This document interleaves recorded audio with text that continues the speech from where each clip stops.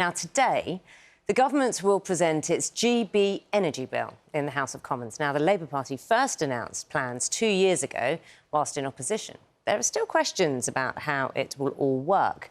First of all, what is it? GB Energy will be a publicly owned energy company operating and investing in energy projects. It will be able to build things like new wind farms, but also invest in privately owned renewable schemes. So that's what it will do. What about what it won't do?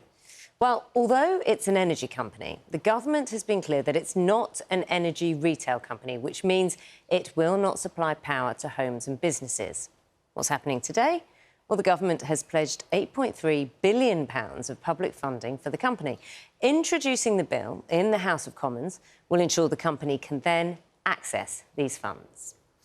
Well, let's speak now to the Energy Secretary, Ed Miliband, who joins us. Very good morning to you. We have had a go at explaining what GB Energy is.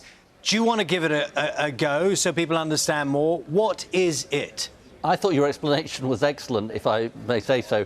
Look, the whole point of this, Charlie, is that we've been through a terrible cost of living crisis and are still going through it because of our exposure to fossil fuels. And the mandate on which this government was elected was to make us what we call a clean energy superpower, to drive forward investment in renewables, in nuclear, in clean energy, to get off that dependence on fossil fuels. Now, GB Energy, Great British Energy, is one of the most important tools in the box to help us do that. A publicly owned energy generation company investing in that clean power to get us off our dependence on fossil fuels, create good jobs, and frankly generate wealth for the country, because there's this extraordinary paradox at the moment. We have public ownership of energy in Britain, it's just foreign public ownership. Denmark, Norway, Sweden, lots of other countries, their governments, state-run companies, invest in our low-carbon power. We don't. That changes today with the publication of this bill. So when will Great British Energy start making money? Well, it's got to go through the House of Commons because we have to go through a legislative process, which will happen in the next few months. And we've set aside £8.3 billion to invest in new, for example, wind farms, solar projects, and so on. As those get built, it will start generating a return. So it will take time. It's not going to happen overnight. But we think it is absolutely the right thing to do, because all of the evidence from the past, if you think about a company like Ørsted, the Danish state-owned company, about 30 years ago, they began the process of investing in wind power, which was then seen as a kind of wacky idea.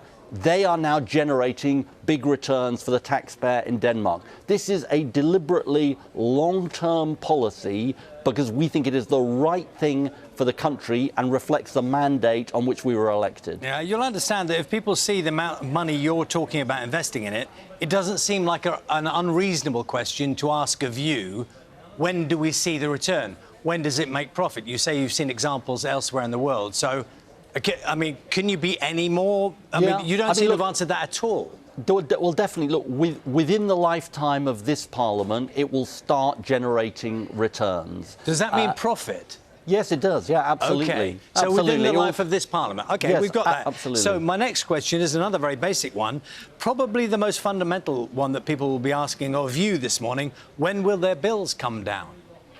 Well, look, we've said that we will get to clean power by 2030. That's all of our electricity coming from clean power sources, that's nuclear, renewables and so on, by 2030. And over the course of this Parliament, and that is the cheapest way forward for us as a country, and so over the course of this Parliament, we'll start to see the effects of that. It takes a couple of years to put up a solar plant, for example, a couple of years to build an onshore wind farm.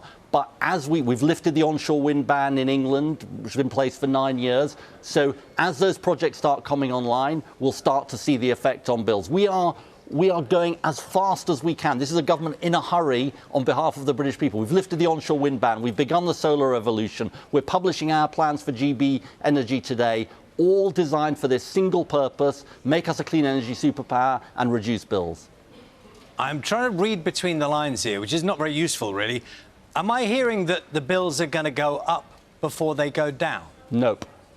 Definitely definitely that's not the case. No, I mean not because of our plans. It is true that independent forecasts suggest that bills may rise in the autumn, but that's because we are exposed to gas prices, and this is the whole point of what we are trying to do, because unless we get off that dependence on fossil fuels, we won't reduce bills. And so the whole drive of this government is let's get onto clean energy, let's get off fossil fuels, let's reduce our dependence, let's reduce our exposure.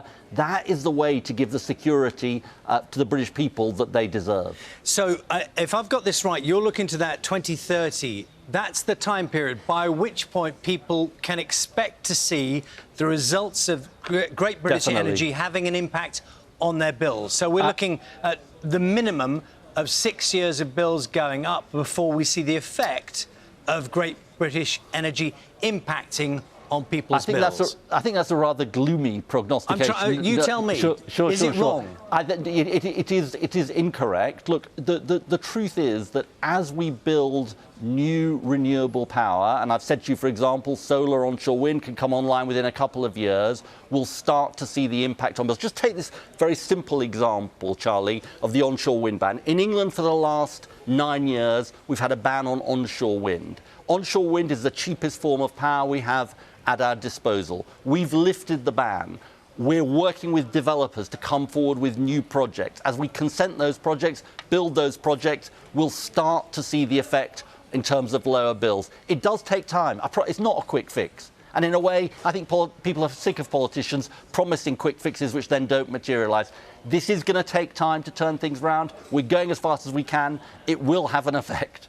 Yeah, you and I are not in charge of what people are sick of, but I would imagine that one thing they're sick of Well, that's my perception about what people are sick of. Yes, but I imagine they're also fairly tired of people not being clear about what your plans will mean for their household budgets. And so far, you've said, me saying 6 years is gloomy, but you haven't offered up any kind of an idea of what you do mean.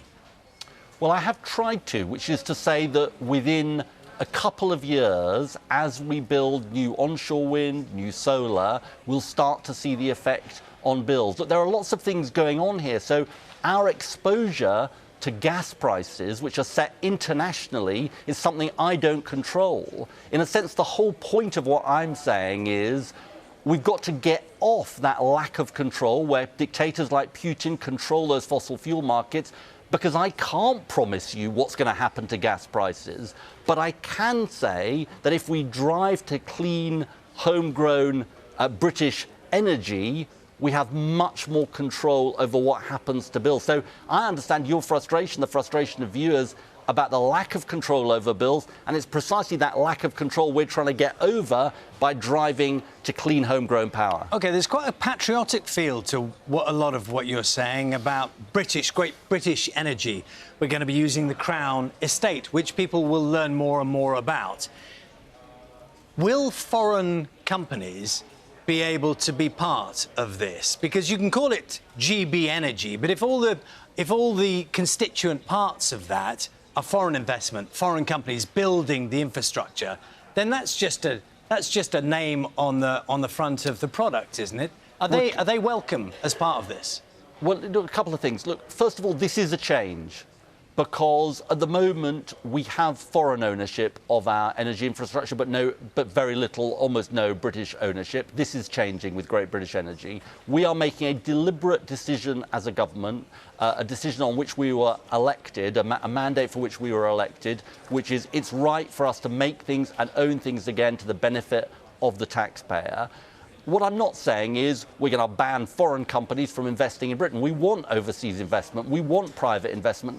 This is all about having that combination of public investment from the taxpayer, which we think will get a return for the taxpayer, combined with private investment, with foreign investment for the benefit of the nation. So it's working together. But what is the big change is saying we're not going to say Britain can never own things, which seemed to be the attitude of the last government. And I think that's the right thing to do, and I think it will generate an important long-term return for the country.